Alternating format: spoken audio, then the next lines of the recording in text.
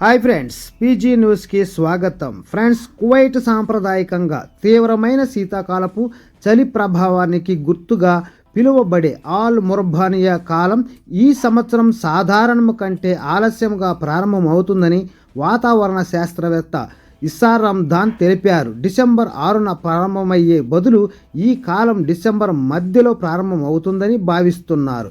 ఇది కువైట్లో శీతాకాలపు ఆలస్యం ప్రారంభమవుతుందని సూచిస్తోంది. ఆల్ ముర్బానియా సాధారణంగా 39 రోజుల పాటు కొనసాగుతుందని మరియు జనవరి 15న ముగుస్తుందని, దీనికి వలస దేశ వ్యాప్తంగా క్రమంగా చల్లని వాతావరణం ఏర్పడుతుందని రంజాన్ వివరిస్తుంది. ఈ కాలాన్ని సాంప్రదాయకంగా 3 దశలుగా విభజించారు. ప్రతి దశ దాదాపు 13 రోజులు ఉంటుంది. ఆల్ ఇంక్లిల్ డిసెంబర్ 6 నుండి 18 వరకు, ఆల్ ఖల్బ్ డిసెంబర్ 19 నుండి 31 వరకు మరియు ఆల్ ఘులా జనవరి 1 నుండి 15 వరకు.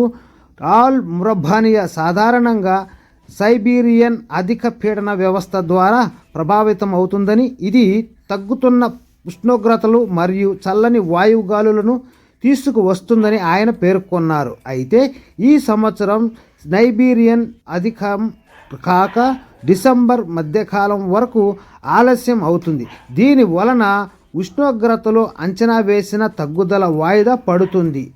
ఆల్ ముర్బానియా 2 దశలుగా విభజించబడిందని Ramzan జోడించింది.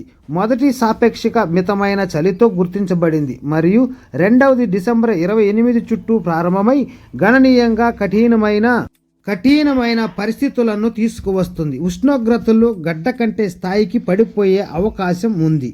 Okay friends, by, take care. మరొక వీడియోలో మరిన్ని విషయాలతో. Don't forget to subscribe, like, share. Thanks for watching.